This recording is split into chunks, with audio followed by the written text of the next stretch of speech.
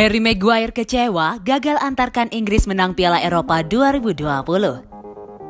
Inggris gagal mewujudkan target untuk menjuarai Piala Eropa 2020 usai takluk dari Italia di partai final yang dihelat di Wembley, Senin 12 Juli dini hari waktu Indonesia Barat.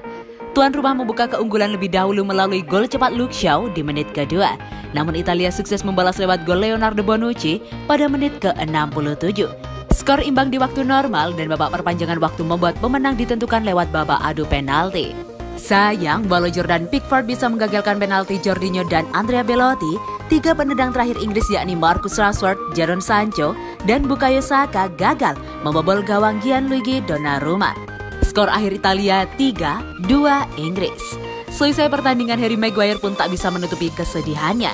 Bek Manchester United itu mengaku kecewa karena gagal mengantarkan negaranya menjadi pemenang. Kami hancur, kecewa, dan merasa sedih. Para pemain benar-benar hancur, kami sudah memberikan performa terbaik. Anda bisa lihat adu penalti seperti taruhan. Inggris menguasai laga di babak pertama, sementara Italia lebih unggul di paruh kedua. Ujar Maguire seperti dilansir Daily Mail. Kami kembali menemukan bentuk performa terbaik di babak kedua perpanjangan waktu dan sempat membuat Italia berada di dalam tekanan. Kami kecewa, penonton pemenang harus melalui adu penalti. Menelan kekalahan bukanlah tujuan kami saat datang ke stadion. Inggris ingin membawa pulang trofi Piala Eropa 2020, namun sayang hal itu gagal terwujud. Tambah dia.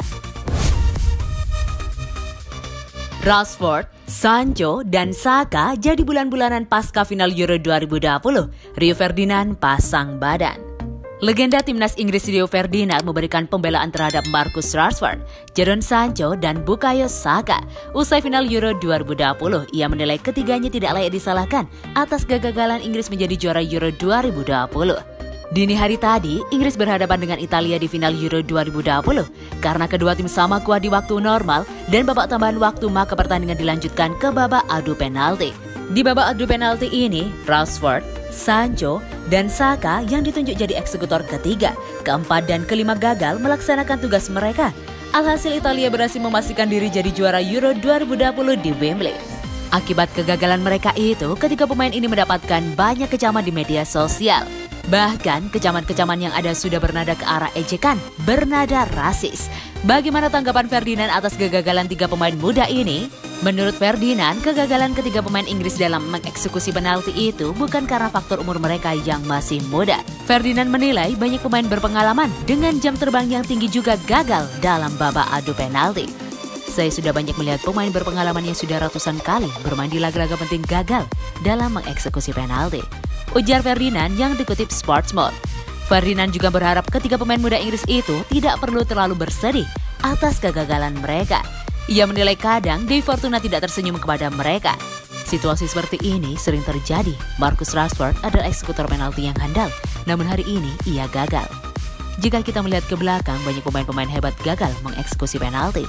Kita bisa lihat Baggio juga pernah gagal mengeksekusi penalti, ujarnya.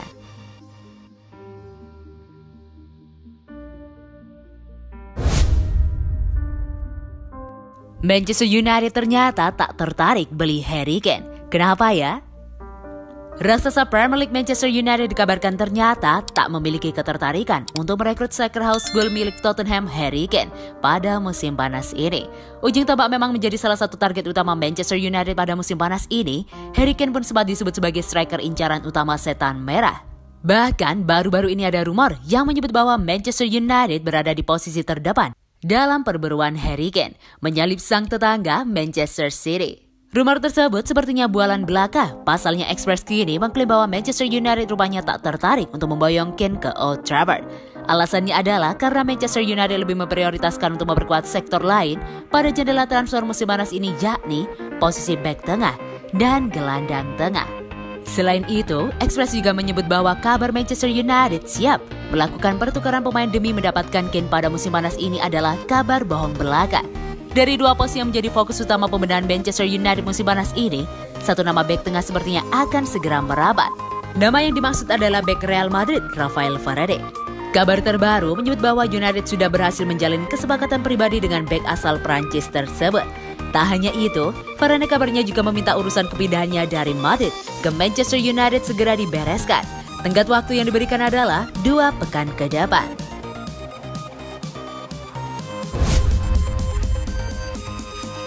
Negosiasi mulus, selangkah lagi bek Real Madrid Rafael Varane gabung Manchester United. Manchester United dilaporkan selangkah lagi mendapatkan tanda tangan bek Real Madrid Rafael Varane. Kedua pihak hampir mendekati kata sepakat dalam proses negosiasi. Kendati pelatih anyar Madrid Carlo Ancelotti menginginkan agar jawara Piala Dunia 2018 itu tetap jadi bagian dari proyeknya. Tapi nyatanya klub sejauh ini belum memberikan penawaran kontrak baru pada Rafael Varane. Kontrak Varane sendiri dengan Los Blancos menyisakan kurang dari setahun. Sejumlah klub Eropa memantaunya, tapi The Red Devils jadi destinasi potensial Varane. Sampai disebut-sebut akan meresmikan kepindahannya ke Old Trafford di bursa transfer musim panas ini, Madrid sendiri sudah memulai latihan pramusim dan tengah menyiapkan rencana di bawah kepemimpinan Carleto, yang melatih Madrid untuk periode kedua guna menghadapi jendela jual beli pemain.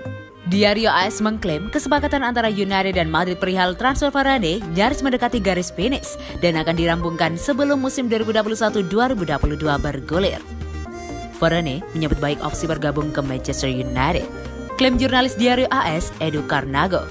Di Madrid untuk sekarang ini dia sebetulnya mencari sebuah proyek olahraga, tapi klub tidak memberinya. Jelasnya, di Euro 2020, Varane tampil 4 kali bagi Prancis yang harus tersingkir dini di babak perdelapan final setelah kalah dalam drama adu penalti kontra Swiss. Sepanjang kampanye musim lalu, Varane mencatatkan 41 penampilan bagi Madrid di seluruh kompetisi resmi, mencetak 2 gol, menggambarkan dirinya sejatinya masih jadi andalan tim di lini belakang.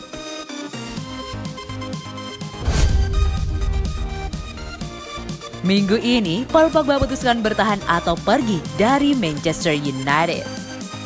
Pekan ini akan menjadi pekan yang krusial bagi Manchester United. Gelandang mereka Paul Pogba akan memutuskan apakah ia akan bertahan atau pergi dari Old Trafford di musim panas ini. Pogba saat ini memasuki tahun terakhirnya di Manchester United. Ia bisa pergi dengan status sebagai free agent di tahun 2022 nanti. Saat ini banyak spekulasi terkait masa depan pemain timnas Prancis itu.